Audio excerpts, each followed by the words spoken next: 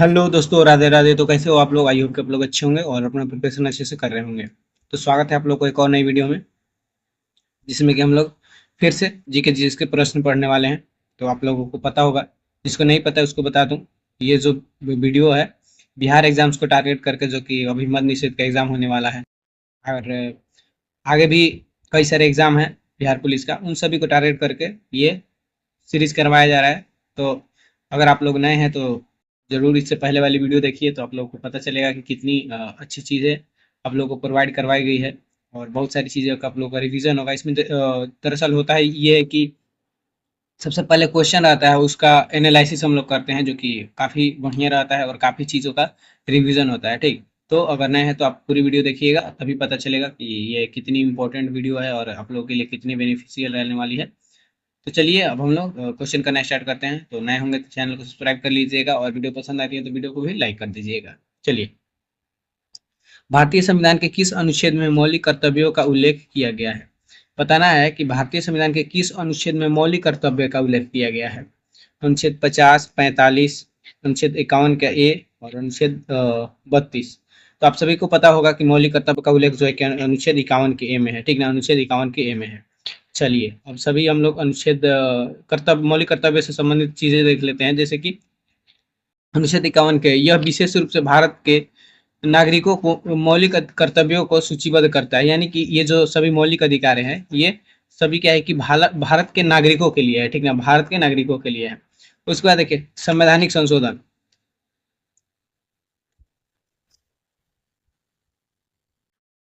तो मौलिक कर्तव्य मूल संविधान का हिस्सा नहीं था।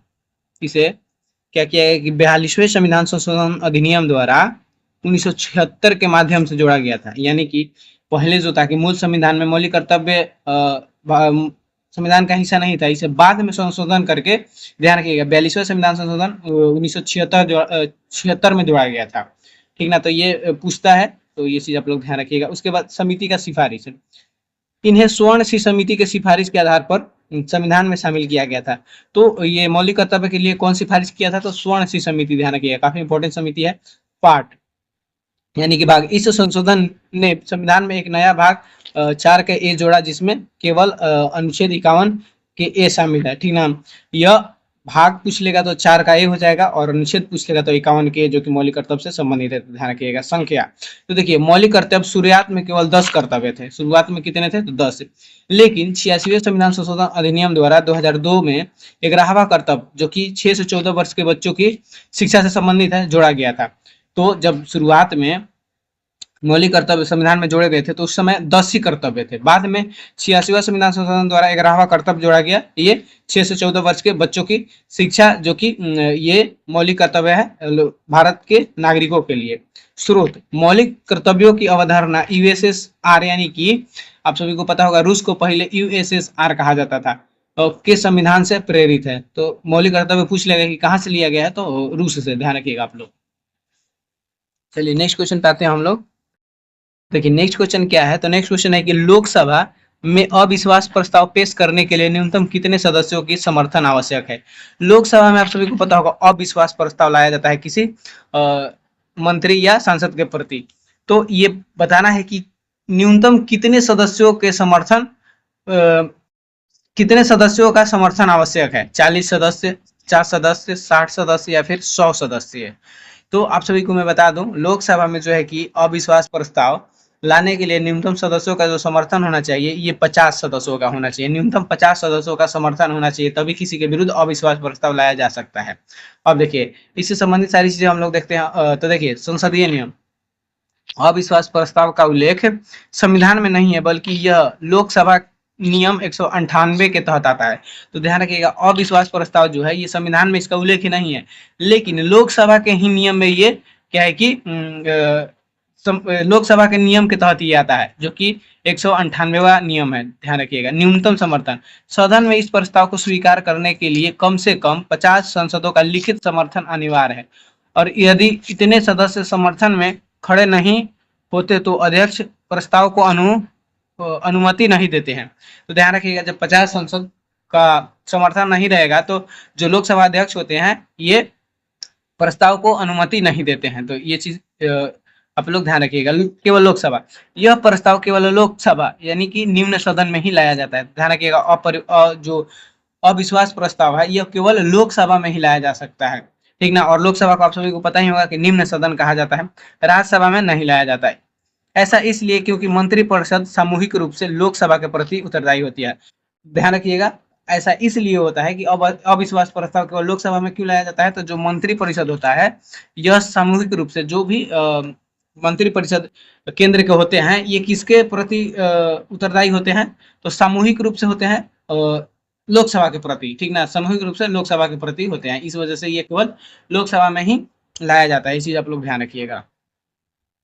उसके बाद देखिए इसका उद्देश्य क्या होता है, अविश्वास प्रस्ताव लाने का उद्देश्य क्या होता है, तो विपक्ष दल यह प्रस्ताव तब लाते हैं जब उन्हें लगता है कि वर्तमान सरकार के पास सदन में बहुमत नहीं रह गया है। यानी कि ये जो अविश्वास प्रस्ताव कौन लाता है, तो विपक्ष दल के नेता लाते हैं। यानी कि जब उनको ऐसा लगता है कि वर्तमान की जो सरकार है उसका सदन में बहुमत नहीं रह गया है। प्रक्रिया, यदि प्रस्ताव स्वीकार हो जाता है तो अध्यक्ष चर्चा के लिए एक तिथि निर्धारित करते हैं और चर्चा के बाद वोटिंग होती है। यदि प्रस्ताव पारित हो जाए तो प्रधानमंत्री सहित पूरी मंत्रिपरिषद को इस्तीफा देना पड़ता है।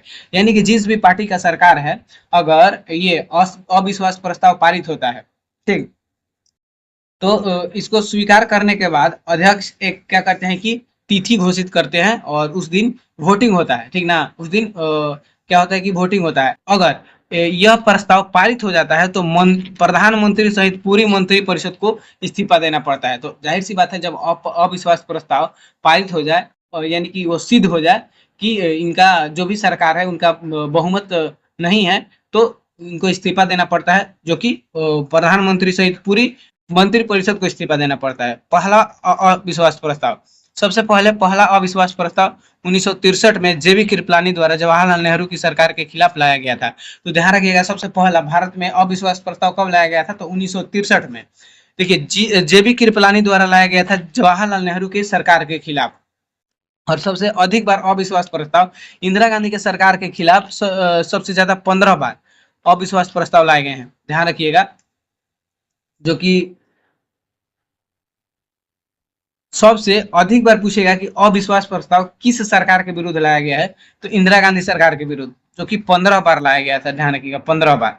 अब देखिए समय सीमा, एक बार अविश्वास प्रस्ताव गिर जाने के बाद दोबारा प्रस्ताव लाने के लिए कम से कम 6 महीने का अंतराल होना चाहिए। यानी कि जब एक बार अविश्वास प्रस्ताव लाया गया और वह सिद्ध नहीं हुआ, तो उसके 6 महीने बाद अविश्वास प्रस्ताव लाया जा सकता है, उसके पहले नहीं। तो ये चीज आप लोग ध्यान रखिएगा। चलिए नेक्स्ट क्वेश्चन हम लोगों का है कि भारत में उच्चतम न्यायालय के न्यायाधीश की सेवानिवृत्ति की आयु कितनी होती है। यानी कि जो उच्चतम न्यायालय के न्यायाधीश है उनकी रिटायरमेंट की आयु कितनी होती है, 62 वर्ष, 60 वर्ष, 65 वर्ष या फिर 70 वर्ष। तो ध्यान रखिएगा, उच्चतम न्यायालय के जो न्यायाधीश होते हैं उनकी रिटायरमेंट की आयु जो है ये 65 वर्ष है, ठीक है, 65 वर्ष। अब देखिए इसके बारे में हम लोग जानते हैं। तो सेवानिवृत्ति की आयु, भारत के संविधान के अनुसार उच्चतम न्यायालय के न्यायाधीश 65 वर्ष की आयु में अपने पद तक बने रह सकते हैं। संवैधानिक प्रावधान, इसका उल्लेख संविधान के अनुच्छेद 124 के 2 में किया गया है। तो ध्यान रखिएगा, जो उच्चतम न्यायालय के न्यायाधीशों की सेवानिवृत्ति की उल्लेख किसमें है, तो अनुच्छेद 124 के 2 में है। ध्यान रखिएगा, अनुच्छेद 124 के 2 में है। नियुक्ति, न्यायाधीशों की नियुक्ति भारत के राष्ट्रपति द्वारा की जाती है। तो ध्यान रखिएगा, जो उच्चतम न्यायालय के न्यायाधीश होते हैं उनकी नियुक्ति कौन कराता है, तो राष्ट्रपति द्वारा की जाती है। और इसके लिए कोलिजियम प्रणाली का पालन किया जाता है। तो ध्यान रखिएगा, इसके लिए क्या किया जाता है, तो कोलिजियम प्रणाली का पालन किया जाता है। तो ये भी क्वेश्चन बन जाता है, तो उसको भी ध्यान रखिएगा, कोलिजियम प्रणाली। पद से हटाना यानी कि महाभियोग, 65 वर्ष की आयु से पहले भी न्यायाधीश को हटाया जा सकता है, लेकिन इसकी प्रक्रिया बहुत ही कठिन है। उन्हें केवल सिद्ध कदाचार या अक्षमता के आधार पर संसद के दोनों सदनों द्वारा पारित विशेष बहुमत के बाद राष्ट्रपति के आदेश से हटाया जा सकता है। यानी कि ये न्यायाधीशों को 65 वर्ष की आयु से पहले भी हटाया जा सकता है। कब, जब वो कोई कदाचार कर दिए हो, मतलब कि अपनी क्षमता से परे कोई काम कर दिए हो। इस आधार पर उन्हें संसद के दोनों सदनों में अगर विशेष बहुमत प्राप्त हो जाता है तो राष्ट्रपति के आदेश पर क्या किया जाता है कि न्यायाधीश को हटा दिया जाता है। तो ये चीज भी आप लोग ध्यान रखिएगा। चलिए नेक्स्ट क्वेश्चन पे आते हैं हम लोग। नेक्स्ट क्वेश्चन है कि सौर मंडल के किस ग्रह को पृथ्वी का जुड़वा बहन कहा जाता है? सौर मंडल के किस ग्रह को पृथ्वी का जुड़वा बहन कहा जाता है? मंगल ग्रह को, शुक्र ग्रह को, बुध को या फिर बृहस्पति को? बताइए, सौर मंडल के किस ग्रह को पृथ्वी का जुड़वा बहन कहा जाता है? तो ध्यान रखिएगा शुक्र को, ठीक ना। शुक्र को क्या कहा जाता है? तो पृथ्वी का जुड़वा बहन कहा जाता है। अब देखिए शुक्र के बारे में हम लोग जान लेते हैं। देखिए शुक्र, इसे पृथ्वी का जुड़वा बहन कहा जाता है। समान आकार और समान द्रव्यमान, यानी कि जो शुक्र का द्रव्यमान है और आकार है ये पृथ्वी के ही समान है। शुक्र का व्यास लगभग कितना है? 12,104 किलोमीटर, 12,104 किलोमीटर, और पृथ्वी के व्यास 12,756। देखिए तो लगभग सेम ही है और बहुत मिलता जुलता है। इसका द्रव्यमान भी पृथ्वी के लगभग 81.5% है। समान संरचना, पृथ्वी की तरह भी यह भी चट्टानी ग्रह है और इसकी आंतरिक संरचना क्रस्ट, मेटल और कोर से बनी है, जो काफी हद तक पृथ्वी जैसे ही है। तो देख लीजिए, तो काफी सिमिलरिटी है पृथ्वी और शुक्र में। जैसे कि पृथ्वी का जो आंतरिक संरचना है वो भी क्रस्ट, मेटल और कोर से बनी है, उसी प्रकार शुक्र का भी बनी है। और जैसे कि पृथ्वी भी चट्टानी ग्रह है और शुक्र भी चट्टानी ग्रह है। निकटता, यह अंतरिक्ष में पृथ्वी के सबसे नजदीक ग्रह भी है। जो शुक्र है यह अंतरिक्ष में पृथ्वी के सबसे नजदीक ग्रह भी है। तो ध्यान रखिए, इस वजह से इसे क्या कहा जाता है? तो पृथ्वी के जुड़वा बहन। हाँ देखिए सबसे गर्म, हालांकि बुध सूर्य के सबसे करीब है, लेकिन शुक्र सौरमंडल का सबसे गर्म ग्रह है। इसका कारण इसके वायुमंडल में अत्यधिक कार्बन डाइऑक्साइड है, जो ग्रीन हाउस प्रभाव पैदा करती है।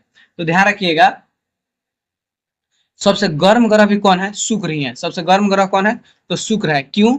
तो जो शुक्र के वायुमंडल है उसमें कार्बन डाइऑक्साइड की मात्रा अधिक है, ठीक है। कार्बन डाइऑक्साइड की मात्रा अधिक है, तो आप सभी को पता ही होगा कार्बन डाइऑक्साइड जो होता है कि green house gas, green house प्रभाव के लिए काफी ये इम्पोर्टेंट हो जाता है, जिस कारण से कि सूर्य जो है कि शुक्र है कि गर्म ग्रह है। आप लोग पृथ्वी पर भी सुने होंगे कि कार्बन डाइऑक्साइड की अधिकता के कारण पृथ्वी का टेम्परेचर बढ़ जाता है। इस वजह से क्या है कि कार्बन डाइऑक्साइड की कम उत्सर्जन करने को कहा जाता है।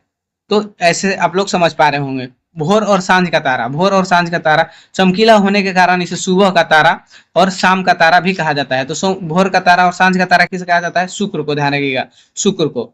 विपरीत घूर्णन, अधिकांश ग्रह के विपरीत शुक्र अपनी ध्रुव पर पूर्व से पश्चिम घूमता है। ध्यान रखिएगा, बाकी सभी ग्रह जो है ये पश्चिम से पूर्व घूमते हैं, लेकिन शुक्र जो है ये पूर्व से पश्चिम घूमता है। शुक्र जो है ये पूर्व से पश्चिम घूमता है, तो ये उल्टा घूमता है। ये भी आप लोग ध्यान रखिएगा।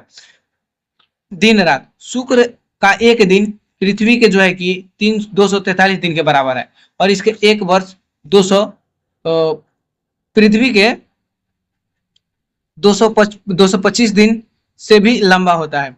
यहाँ पर क्या है? तो देखिए शुक्र का एक दिन पृथ्वी के 243 दिन के बराबर है, और इसके एक वर्ष 255 पृथ्वी दिन से भी लंबा होता है। तो ये भी आप लोग ध्यान रखिएगा। चलिए नेक्स्ट क्वेश्चन है हम लोगों का कि 2011 की जनगणना के अनुसार भारत का सबसे अधिक जनसंख्या वाला राज्य कौन सा है? 2011 की जनगणना के अनुसार सबसे अधिक जनसंख्या वाला राज्य कौन सा है? महाराष्ट्र, बिहार, पश्चिम बंगाल या फिर उत्तर प्रदेश? तो आप सभी को पता होगा 2011 की जनगणना के अनुसार जो सबसे अधिक जनसंख्या वाला राज्य है वो उत्तर प्रदेश है, ठीक ना, उत्तर प्रदेश। अब देखिए सर्वाधिक जनसंख्या, 2011 की जनगणना के अनुसार उत्तर प्रदेश भारत का सबसे अधिक आबादी वाला राज्य है, और इसकी जनसंख्या लगभग 19.98 करोड़ दर्ज की गई थी। भारत की कुल जनसंख्या का लगभग 16.5%। देखिए 2011 के जनगणना के अनुसार उत्तर प्रदेश की जनसंख्या कितनी थी? तो 99.98 करोड़। ये डाटा भी आप लोग ध्यान रखिए, क्योंकि सबसे ज्यादा है और ये पूछ भी सकता है। और यह भारत की कुल जनसंख्या का 16.5% था, ठीक। तुलना, यदि उत्तर प्रदेश एक देश होता तो यह दुनिया का 5वां सबसे अधिक आबादी वाला देश होता, भारत, चीन, भारत, अमेरिका और इंडोनेशिया के बाद। तो देखिए अगर उत्तर प्रदेश एक देश होता तो सोच लीजिए ये दुनिया का 5वां देश होता जो सबसे अधिक आबादी वाला देश। तो ये चीज भी है। दशकीय वृद्धि 2001 से 2011 के दौरान उत्तर प्रदेश की जनसंख्या वृद्धि दर लगभग 20.23% रही है। तो दशकीय वृद्धि दर पूछ लेगा तो ध्यान रखिएगा 2001 से 2011 के जनगणना में जो कि वृद्धि हुई है 20.23% की वृद्धि हुई है। अब देखिए पूछ लेगा सबसे कम जनसंख्या वाला राज्य तो कौन हो जाएगा? सिक्किम। 2011 के जनगणना के अनुसार सबसे कम जनसंख्या वाला राज्य सिक्किम, सबसे बड़ा राज्य क्षेत्रफल में राजस्थान, और सर्वाधिक साक्षरता वाला राज्य केरल, और सबसे कम लिंगानुपात हरियाणा। सबसे अधिक लिंगानुपात पूछ लेगा तो केरल, ध्यान रखिएगा सबसे अधिक लिंगानुपात केरल। और सबसे अधिक जनसंख्या घनत्व पूछ लेगा तो बिहार, जनसंख्या घनत्व बिहार। ये चीज आप लोग ध्यान रखिएगा। चलिए नेक्स्ट क्वेश्चन पे हम लोग आते हैं। नेक्स्ट क्वेश्चन है कि निम्नलिखित में से कौन सा विकल्प अवसादी चट्टान का उदाहरण है? अवसादी चट्टान का उदाहरण बताना है। चूना पत्थर, ग्रेनाइट, बेसाल्ट या फिर संगमरमर। तो आप सबको बता दूं जो अवसादी चट्टान का उदाहरण है इसका नाम है चूना पत्थर। ठीक ना, चूना पत्थर ये अवसादी चट्टान का उदाहरण है। तो आइए अभी हम लोग को आप लोगों को अवसादी चट्टाने, अगण्य चट्टाने के डिफिनेशन और उसके उदाहरण जो कि बार बार पूछे जाते हैं उसको हम लोग समझते हैं। देखिए सबसे पहले अगण्य चट्टान, यह इनका निर्माण जो है कि पृथ्वी के आंतरिक भाग से निकलने वाले गर्म मैग्मा या लावा के ठंडा होकर जमने से होता है। इन्हें प्राथमिक चट्टान भी कहते हैं क्योंकि अन्य चट्टान इन्हीं से बनती है। तो ध्यान रखिएगा जो पृथ्वी के आंतरिक भाग से निकलता है मैग्मा और लावा, उसी के ठंडा होकर जमने से इसका निर्माण होता है। इसे प्राथमिक चट्टान भी कहा जाता है। और जो चट्टाने हैं, दूसरा चट्टाने, वो सभी इन्हीं चट्टाने से बने हैं। ठीक ना, जैसे देखिए ग्रेनाइट, ग्रेनाइट पृथ्वी के अंदर धीरे ठंडा होने से बनी। जो पृथ्वी के अंदर ही लावा ठंडा हो जाता है उसे क्या कहा जाता है? ग्रेनाइट। ध्यान रखिए ग्रेनाइट। उसके बाद देखिए बेसाल्ट है, ये सतह पर लावा का तेजी से ठंडा होना। तो ध्यान रखिएगा जो लावा पृथ्वी के अंदर ही जम जाता है उसे ग्रेनाइट कहेंगे। मतलब कि अगण्य चट्टान का उदाहरण है, उसे ग्रेनाइट कहेंगे और अगण्य चट्टान भी है वो। और जो ऊपर लावा जम जाता है उसे बेसाल्ट कहते हैं। ठीक ना, उसे बेसाल्ट कहते हैं। अब देखिए अवसादी चट्टान, अवसादी चट्टान क्या है? तो अवसादी चट्टान प्रकृति के कारकों यानी कि हवा, पानी, बर्फ द्वारा चट्टानों के टूटने से प्राप्त मलबे या तलछट्टों के पर्वतों में जमा होने और दबाव के कारण कठोर होने से ये बनती है। इनमें जीवाश्म पाए जाते हैं। तो ध्यान रखिएगा जब पहाड़ से जो नदियां आती हैं तो पहाड़ों को तोड़कर जो मलबा लेकर आती है नीचे, उसके जमाव से जो चट्टान का निर्माण होता है उसी को क्या कहा जाता है? अवसादी चट्टान। ठीक ना, और ये परतों में जमा होता है। ठीक ना, परतों में जमा होता है जिस कारण इसकी परतों में जीवाश्म भी पाए जाते हैं। ठीक ना, तो ध्यान रखिएगा एकमात्र अवसादी चट्टान है जिसमें कि जीवाश्म पाया जाता है। ठीक ना, जीवाश्म पाया जाता है। जैसे देखिए चूना पत्थर, बलुआ पत्थर, कोयला, ये सभी अवसादी चट्टान का उदाहरण है। चूना पत्थर, बलुआ पत्थर, कोयला, ये सभी किसका उदाहरण है? अवसादी चट्टान का उदाहरण है। उसके बाद देखिए क्यांतरित या रूपांतरित चट्टान। तो क्यांतरित या रूपांतरित चट्टान क्या है? तो जब अगण्य या अवसादी चट्टानों पर अत्यधिक ताप और दाब पड़ता है तो उनके मूल रूप, रंग और गुणों में परिवर्तन हो जाती है। इसका बदलाव को क्यांतरण कहते हैं। तो देखिए क्यांतरित और रूपांतरित चट्टान क्या है कि जब अगण्य और अवसादी चट्टान क्या होता है कि ताप और दाब के कारण उनके मूल रूप में भी परिवर्तन, रंग में भी परिवर्तन और गुण में भी परिवर्तन हो जाता है। इसी बदलाव को क्या कहा जाता है? क्यांतरण। तो समझ लीजिए क्यांतरित और रूपांतरित चट्टान कौन है? तो अवसादी और अगण्य से ही बने हैं। जैसे एग्जाम्पल देखिए संगमरमर, जो चूना पत्थर के बदलाव से बना है। ठीक ना, चूना पत्थर के बदलाव क्या होता है? क्या कहलाता है? संगमरमर। अब देखिए बलुआ पत्थर से क्या बनता है? क्वार्टजाइट।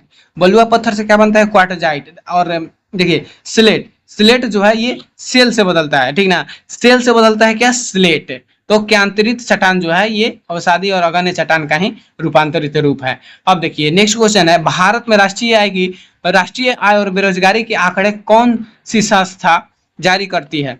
और अब एनएसओ का हिस्सा है, यानी कि अभी जो है ये आंकड़ा जो है कि एनएसओ जारी करती है, लेकिन पहले कौन जारी करती थी ये पूछना है। ऑप्शन ए है नीति आयोग, एनएसएसओ, आरबीआई या फिर वित्त मंत्रालय। तो आप सभी को बता दूं जो पहले जारी करती थी उसका नाम है एनएसएसओ। एनएसएसओ। तो आइए इसके बारे में समझते हैं हम लोग। ठीक ना, कैसे कैसे क्या हुआ था।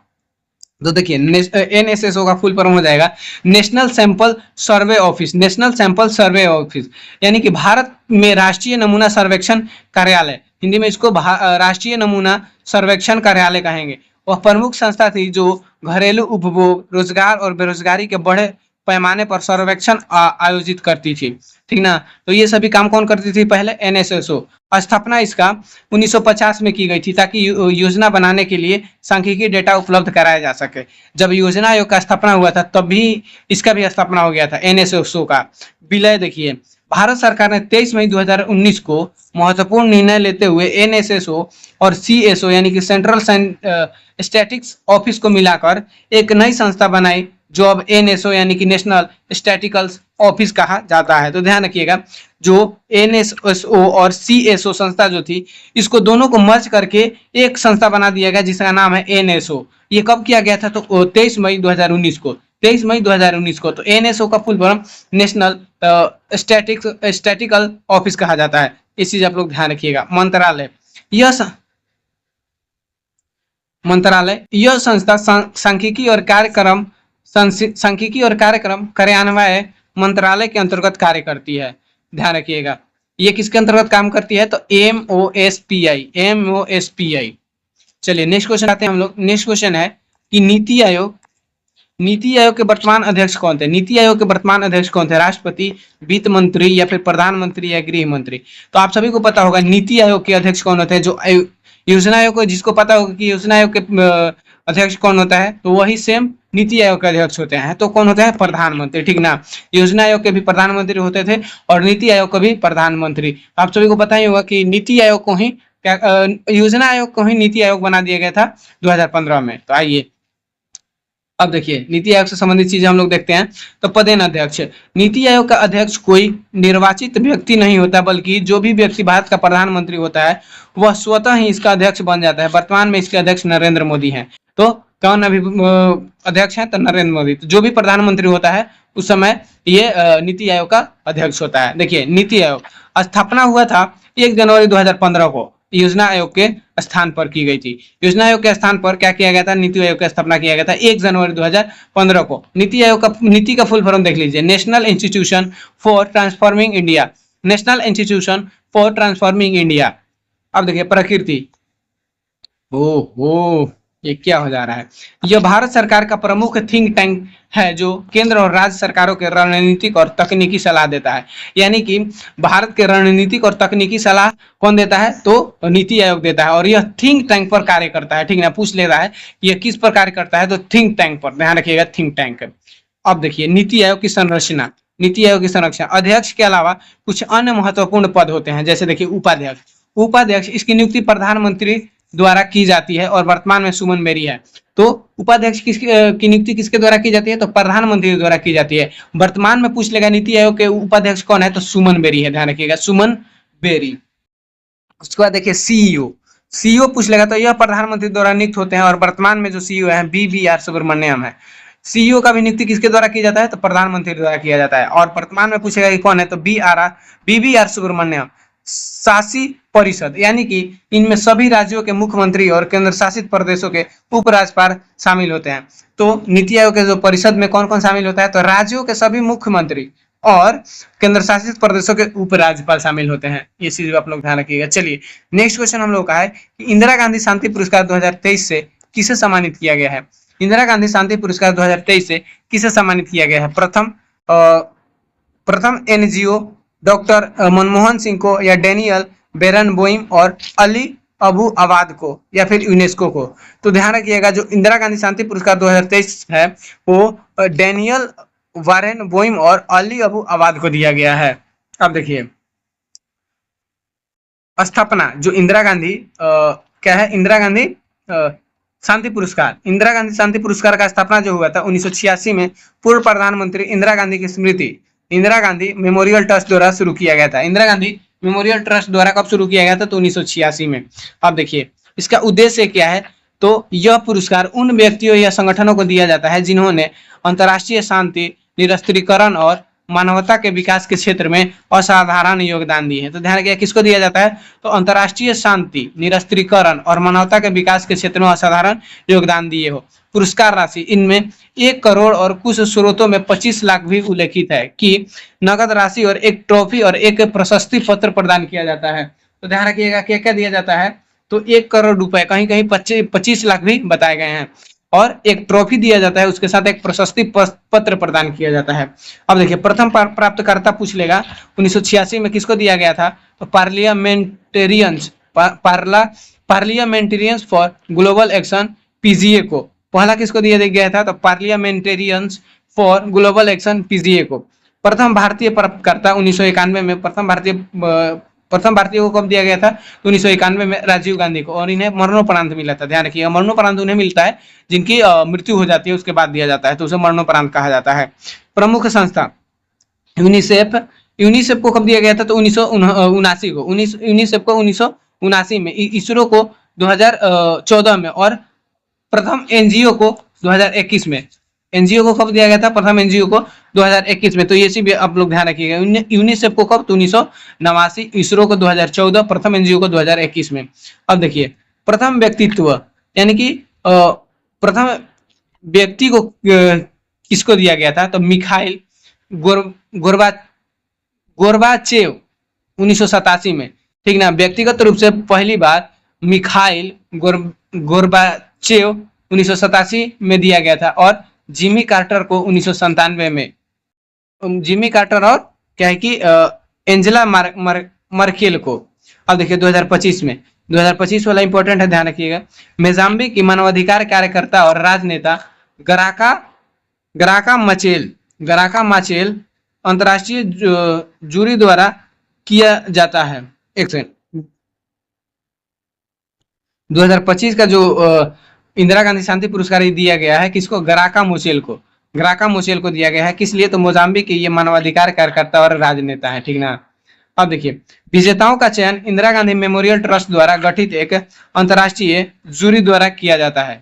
तो जो इसका विजेताओं का चयन किसके द्वारा किया जाता है, तो इंदिरा गांधी मेमोरियल ट्रस्ट द्वारा ही किया जाता है। तो ये चीज आप लोग ध्यान रखिएगा। चलिए क्वेश्चन हम लोग आता है कि प्रसिद्ध यंत्र वादक उस्ताद बिस्मिल्लाह खान किस वाद्य यंत्र से संबंधित है। प्रसिद्ध यंत्र वादक उस्ताद बिस्मिल्लाह खान, यानी कि उस्ताद जो बिस्मिल्लाह खान थे, ये किस वाद्य यंत्र से संबंधित है, तबला, बांसुरी, शहनाई या फिर सरोद। तो ध्यान रखिएगा जो बिस्मिल्लाह खान थे ये जो वाद्य यंत्र से संबंधित थे उसका नाम है शहनाई, ठीक ना। ये शहनाई बजाते थे। क्या बजाते थे, शहनाई बजाते थे। चलिए अब सभी वाद्य यंत्र और उससे संबंधित व्यक्ति को हम लोग देख लेते हैं, यानी कि वादक को देख लेते हैं। तबला देखिए तबला से संबंधित कौन कौन थे, तो जाकिर हुसैन, अल्लाह रखा खां और किशन महाराज। तो सभी इंपॉर्टेंट है, ध्यान रखिएगा। तबला बजाते थे कौन कौन, तो जाकिर हुसैन, अल्लाह रखा खां, किशन महाराज। उसके बाद सितार बजाते थे जो पंडित रविशंकर, विलायत खां और निखिल बनर्जी। सितार कौन बजाता था, तो पंडित रविशंकर, विलायत खां और निखिल बनर्जी। बांसुरी हरि प्रसाद चौरसिया और पन्ना लाल घोष। बांसुरी वादक कौन थे, तो हरि प्रसाद चौरसिया और पन्ना लाल घोष। शहनाई वादक उस्ताद बिस्मिल्लाह खां। शहनाई वादक कौन थे, तो उस्ताद बिस्मिल्लाह खां। सरोद वादक अमजद अली खां और अलाउद्दीन खां। सरोद वादक अमजद अली खां और अलाउद्दीन खां। संतूर वादक शिव कुमार शर्मा और भजन सपोरी। संतूर वादक शिव कुमार शर्मा और भजन सपोरी।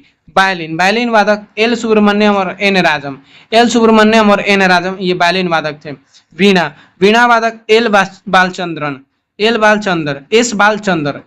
वीणा वादक कौन थे, तो एस बालचंद्र। तो ये सभी को आप लोग ध्यान रखिएगा। चलिए नेक्स्ट क्वेश्चन पे हम लोग आते हैं। फगली उत्सव मुख्य रूप से हिमाचल प्रदेश के किस जिले में मनाया जाता है। फगली उत्सव बताना है। फगली उत्सव हिमाचल प्रदेश में मनाया जाता है, तो किस जिले में मनाया जाता है, किन्नौर, कांगड़ा, मंडी या फिर हमीरपुर। तो ध्यान रखिएगा जो फगली उत्सव है ये मुख्य रूप से हिमाचल प्रदेश के किन्नौर जिले में मनाया जाता है। किन्नौर जिले में। अब देखिए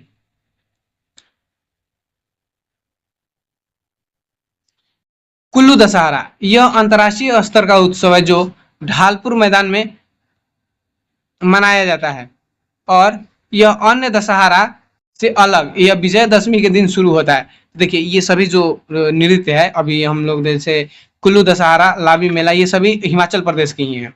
तो कुल्लू दशहरा ये अंतर्राष्ट्रीय स्तर का उत्सव है और इसे ढालपुर मैदान में मनाया जाता है, ठीक ना। उसके बाद लावी मेला रामपुर। रामपुर में खासकर मनाया जाता है। हिमाचल प्रदेश का सबसे पुराना व्यापारिक मेला है जो लगभग 300 साल पुराना है और यह सतलुज नदी के किनारे लगता है। यह सतलुज नदी के किनारे लगता है। मिंजर मेला चंबा, यह मक्की के फूल यानी कि मिंजर के प्रतीक के रूप में मनाया जाता है और वरुण देव का पूजा किया जाता है। वरुण देव का इसमें पूजा किया जाता है मिंजर मेला में। रेणुका मेला काफी इंपॉर्टेंट है, रेणुका को ध्यान रखिएगा। सिरमौरा में मनाया जाता है। भगवान परशुराम और उनकी माता रेणुका के मिलन प्रतीक के रूप में मनाया जाने वाला धार्मिक मेला है। तो ध्यान रखिए, परशुराम और उनकी माता का नाम क्या था? रेणुका। उनकी मिलन के प्रतीक के रूप में मनाया जाने वाला धार्मिक मेला है।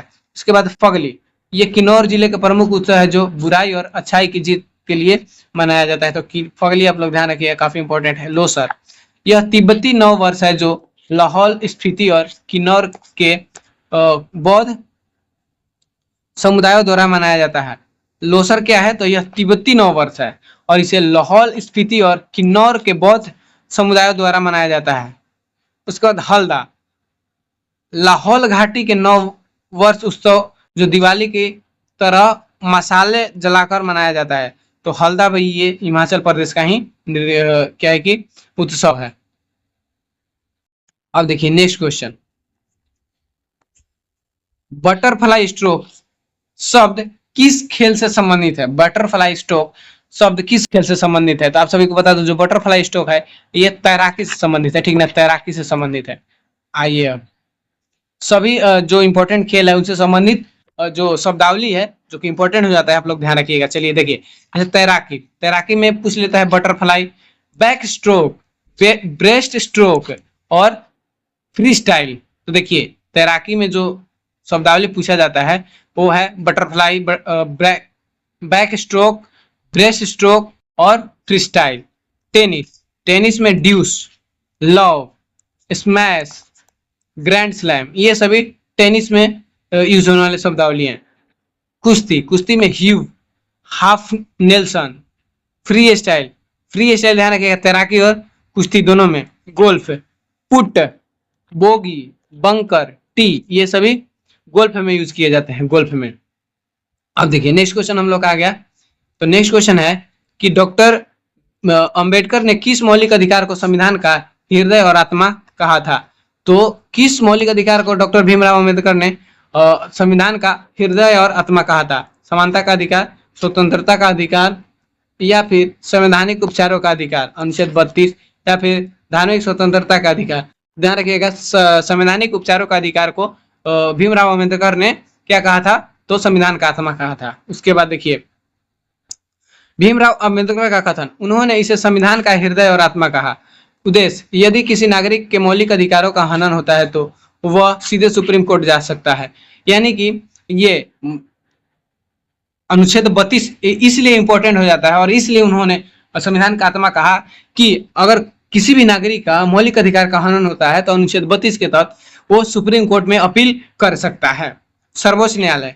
देखिए उसके बाद अपील करने के बाद सर्वोच्च न्यायालय जो है ये 5 प्रकार के रिट जारी करता है। सबसे पहला देखिए बंदी प्रत्यक्षीकरण यानी कि सशरीर प्रस्तुत करना और अवैध रूप से हिरासत में लिए गए व्यक्ति को छोड़ देना। यानी कि कोई व्यक्ति को क्या है कि पकड़ लिया जाता है तो उसे सशरीर यानी कि उसके शरीर में कोई भी चोट वोट यानी कि मारपीट ना हो और सशरीर उसे कोर्ट में पेश किया जाए और अवैध रूप से हिरासत में लिया गया है तो व्यक्ति को छोड़ दिया जाता है। परमादेश, हम आदेश देते हैं कि जब कोई सरकारी अधिकारी अपना कर्तव्य नहीं निभाता है, यानी कि सुप्रीम कोर्ट आदेश देता है क्या कोई सरकारी अधिकारी अपना कर्तव्य नहीं निभाता है तो उसको कर्तव्य निभाने के लिए आदेश देता है। प्रतिषेध, रोकना, यानी कि ऊपरी अदालत निचली अदालत को उसके क्षेत्र अधिकार से बाहर काम करने से रोकती है।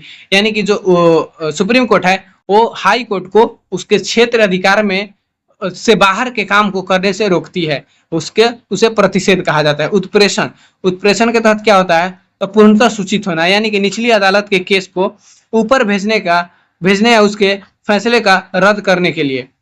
उत्प्रेषण किस लिए लाया जाता है? तो निचली अदालत के केस को ऊपर भेज देने यानी कि सुप्रीम कोर्ट भेजने के लिए या उसके फैसले को रद्द करने के लिए उत्प्रेषण जारी किया जाता है। उसके बाद देखिए अधिकार परीक्षा में क्या होता है? तो किस अधिकार से, यदि कोई व्यक्ति अवैध रूप से सरकारी पद धारण कर लेता है तो उससे सवाल पूछने के लिए। यानी कि कोई भी व्यक्ति उस पद के हकदार है या फिर किसी क्या है कि अवैध रूप से उस पद को धारण कर लेता है, तो उसके लिए ये अधिकार परीक्षा लाया जाता है, ठीक ना। तो ये पांचों रीट आप लोग ध्यान रखिएगा, काफी इंपॉर्टेंट है। तो ये बार बार ये क्वेश्चन पूछा जाता है, तो थोड़ा सा यहाँ पे समझ में नहीं आया होगा तो वीडियो को थोड़ा रिपीट करके देख लीजिएगा, अच्छे से समझ में आ जाएगा। अनुच्छेद 32 के तहत केवल सुप्रीम कोर्ट में जाया जा सकता है। तो जो देखिए, अगर आपका मौलिक अधिकार का हनन होता है तो अनुच्छेद 32 के तहत आप सुप्रीम कोर्ट जाइएगा, ये नहीं कि हाई कोर्ट चले जाइएगा, ठीक ना। हाई कोर्ट में आपका सुनवाई नहीं होगा। हाई कोर्ट जाना है तो आप अनुच्छेद 226 के तहत जाइए, ठीक। अनुच्छेद 226 के तहत हाई कोर्ट रिट जारी करता है, ठीक ना। तो अगर आपका कोई भी मौलिक अधिकार का हनन करता है तो अनुच्छेद 226 के तहत हाई कोर्ट जाइए और अनुच्छेद 32 के तहत सुप्रीम कोर्ट जाइए। चलिए नेक्स्ट क्वेश्चन है हम लोगों का कि भारतीय संविधान के किस अनुच्छेद के तहत केंद्र सरकार संसद में बजट पेश करती है। बजट जिसे कि संविधान में वार्षिक वित्तीय विवरण, यानी ध्यान रखिएगा संविधान में बजट शब्द का प्रयोग नहीं किया गया है, उसी को वार्षिक वित्तीय विवरण के रूप में प्रस्तुत किया गया। और वही बताना है कि भारतीय संविधान किस अनुच्छेद के तहत केंद्र सरकार संसद में बजट पेश करती है। अनुच्छेद 110, अनुच्छेद 112, अनुच्छेद 280, अनुच्छेद 260। तो केंद्र सरकार संसद में अनुच्छेद 112 के तहत बजट पेश करती है, ठीक ना। अनुच्छेद 112 के तहत है। अब देखिए बजट के बारे में हम लोग जानते हैं, तो देखिए संवैधानिक इसे अनुच्छेद 112 में इसे वार्षिक वित्तीय विवरण कहा जाता है। क्या कहा जाता है? वार्षिक वित्तीय विवरण कहा जाता है। प्रस्तुतकर्ता राष्ट्रपति की सहमति से वित्त मंत्री द्वारा इसे प्रस्तुत किया जाता है। धन विधेयक, बजट एक प्रकार का मनी बिल है अनुच्छेद 110 के तहत। बजट क्या है? धन विधेयक क्या है? तो यह बजट का एक प्रकार है जिसे मनी बिल कहा जाता है और यह अनुच्छेद 110 में है। उसके बाद देखिए जनक, बजट का जनक पूछेगा तो क्या हो जाएगा? James Wilson. कब किए थे? तो 1861 में। स्वतंत्र भारत 1947, सबसे पहले स्वतंत्र भारत 1947 में बजट कौन पेश किया था? तो आर के सनमुखम सेठी। सबसे पहले बजट कौन पेश किया था? तो आर के सनमुखम सेठी। और गणतंत्र भारत में सबसे पहले 1950 में जॉन मथाई, ठीक ना। जब भारत में संविधान लागू हो गया था तो सबसे पहली बार बजट कौन पेश किया था? तो जॉन मथाई 1950 में। उसके बाद सर्वाधिक बार बजट पेश कौन किया था? तो मोरारजी देसाई। 10 बार ये बजट पेश किए हैं। पहली महिला, तो पहली महिला जो बजट पेश की थी उनका नाम है इंदिरा गांधी। पूर्वकालिक निर्मला सीतारमण। उसके बाद निर्मला सीतारमण भी बजट पेश किए हैं, तो वर्तमान में अभी है ही। अब देखिए बजट 2025-26 के मुख्य आंकड़े कुछ हम लोग देख लेते हैं।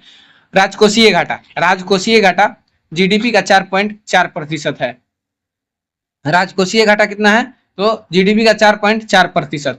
फोकस गरीबी, युवा और किसान और नारी। बजट 2025-26 में किस पर फोकस किया गया था? तो गरीबी, युवा, किसान और नारी पर। कुल खर्च कितना था? तो 50.65 लाख करोड़। कुल खर्च कितना था? तो 50.65 लाख करोड़। शब्दावली, राजस्व घाटा, राजस्व खर्च से अधिक राजस्व प्राप्ति, यानी कि खर्च ज्यादा हो गया और प्राप्ति कम। खर्च क्या हो गया? ज्यादा और प्राप्ति कम। अब देखिए पूंजीगत व्यय बुनियादी ढांचे यानी कि सड़क, रेलवे पर खर्च जो संपत्ति बनाए। पूंजीगत व्यय क्या है? तो जो ऐसा खर्च जिसके बाद क्या है कि उसमें जैसे कि देखिए सड़क और रेलवे बनता है तो इसमें बाद में इससे फायदे भी होते हैं। जैसे सड़क में आप लोग टूल टैक्स देते हैं, रेलवे से आप जाते हैं तो टिकट कटवाते हैं, तो इससे सरकार का भी फायदा होता है। विनियोग विधेयक, संचित निधि से पैसा निकालने की अनुमति। विनियोग विधेयक से क्या होता है कि संचित निधि से पैसा निकाला जाता है। अब देखिए नेक्स्ट क्वेश्चन है हम लोग का कि राज्य की मंत्रिपरिषद सामूहिक रूप से किसके प्रति उत्तरदायी होती है। राज्य की मंत्रिपरिषद सामूहिक रूप से किसके प्रति उत्तरदायी होती है? राज्यपाल, मुख्यमंत्री, विधानसभा या फिर विधान परिषद। तो बताइए राज्य के मुख्यमंत्री सामूहिक रूप से किसके प्रति उत्तरदायी होती है? तो ध्यान रखिए इसका सही आंसर हो जाएगा विधानसभा, ठीक ना। विधानसभा सही आंसर क्या हो जाएगा? विधानसभा। चलिए अनुच्छेद 163 क्या कहता है? अनुच्छेद 163 कहता है कि राज्यपाल को सहायता और सलाह देने के लिए एक मंत्री परिषद होगी जिसका प्रमुख मुख्यमंत्री होगा। तो मंत्री परिषद होगी, कौन कहता है, तो अनुच्छेद 63 किस लिए होगा, तो राज्यपाल की सहायता और सलाह देने के लिए, और इसका प्रमुख कौन होगा, तो मुख्यमंत्री होगा। अब देखिए अनुच्छेद 164 क्या कहता है, तो मंत्रियों की नियुक्ति, कार्यकाल, उत्तरदायित्व और योग्यता, शपथ और वेतन से संबंधित प्रावधान।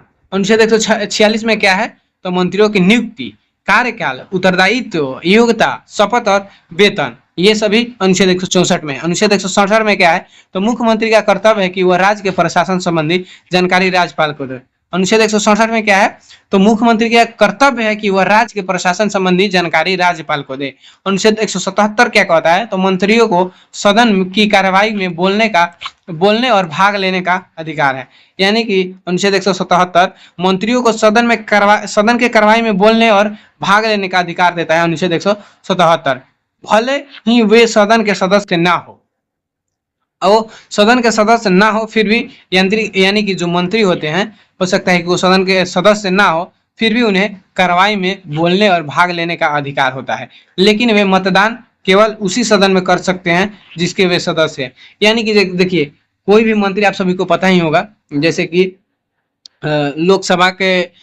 लोकसभा से भी मंत्री बनते हैं और राज्यसभा से भी मंत्री बनते हैं। तो मान लो राज्यसभा के मंत्री जो है, ये इसको लोकसभा में भी बोलने का अधिकार है, यानी कि लोकसभा में भी बोल सकता है और भाग ले सकता है, लेकिन वोट नहीं कर सकता है। वोट कब करे, कहाँ करेगा, तो जिस सदन का वो सदस्य है, जैसे कि राज्यसभा का सदस्य है तो राज्यसभा में ही वोट करेगा, बाकी बोलने का अधिकार उसे किसी भी सदन में है। तो आई होप कि इस चीज को आप लोग समझ गए होंगे।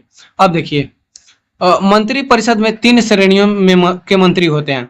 मंत्री परिषद में क्या होता है, तो 3 श्रेणियों के मंत्री होते हैं। जैसे सबसे पहले कैबिनेट मंत्री जैसे महत्वपूर्ण विभाग, गृह, वित्त, शिक्षा के प्रमुख। तो कैबिनेट मंत्री के अंतर्गत कौन कौन आता है, तो गृह मंत्री, वित्त मंत्री, शिक्षा मंत्री, ये सभी क्या आते हैं, तो कैबिनेट मंत्री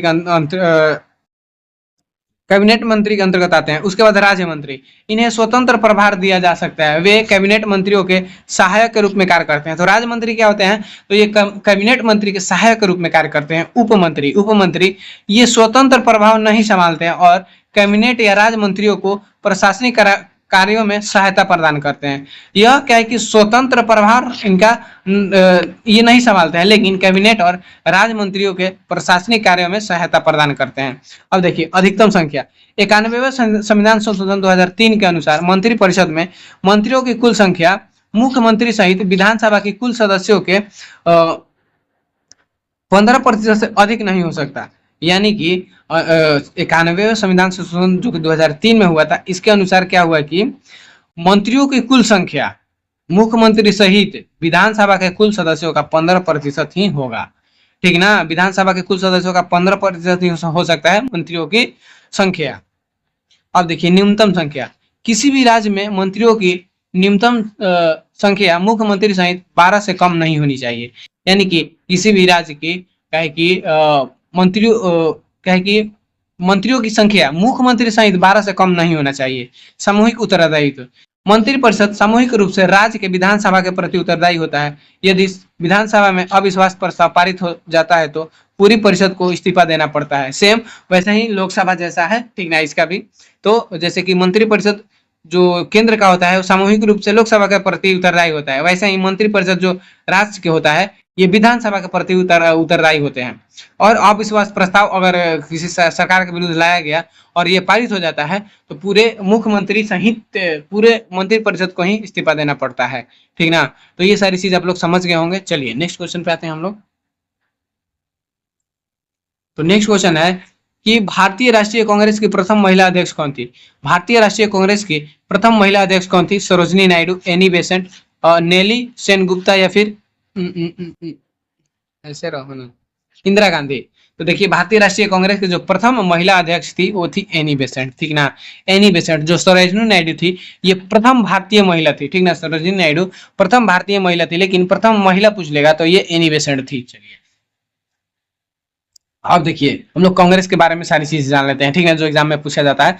स्थापना 28 दिसंबर 1885 को हुआ था। स्थापना कब हुआ था, तो 28 दिसंबर 1885 को हुआ था। संस्थापक ए ओ ह्यूम, इसके स्थापना कौन किए थे? तो ये ह्यूम एक सेवानिवृत्त ब्रिटिश अधिकारी थे। ये ह्यूम कौन थे? तो यह एक सेवानिवृत्त यानी कि रिटायरमेंट ब्रिटिश अधिकारी थे। स्थान गोकुल दास तेजपाल संस्कृत कॉलेज बॉम्बे में किया गया था। इसका स्थापना कहाँ हुआ था? तो गोकुल दास तेजपाल संस्कृत कॉलेज में, जो कि बॉम्बे में है।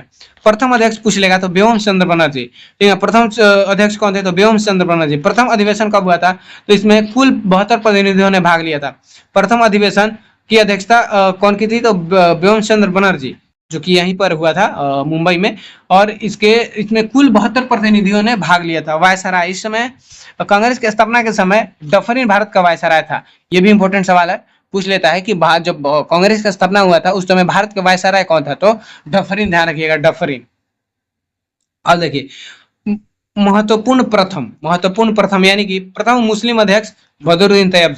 ये 1887 के मद्रास अधिवेशन की अध्यक्षता की थी। प्रथम मुस्लिम अध्यक्ष कौन थे? तो बदरुद्दीन तैयब जी, और ये 1887 के मद्रास अधिवेशन की अध्यक्षता किए थे।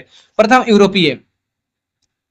यूरोपीय जो कि प्रथम अंग्रेज अध्यक्ष पूछ लेगा तो हो जाएगा जॉर्ज यूल, और ये 1888 के इलाहाबाद अधिवेशन की अध्यक्षता की थी। तो प्रथम यूरोपीय अध्यक्ष कौन थे? तो जॉर्ज यूल, 1888 के इलाहाबाद अधिवेशन की अध्यक्षता की थी।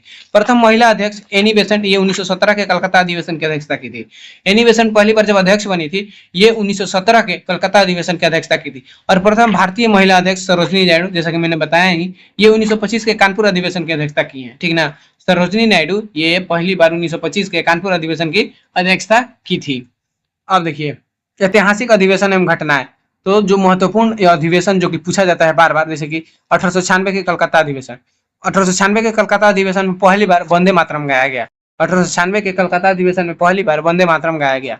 1907 का सूरत अधिवेशन, इसमें कांग्रेस दो गुटों में, नरम दल और गरम दल में बट गई थी। ठीक ना, कांग्रेस का विभाजन कब हुआ था? तो सूरत अधिवेशन 1907 में।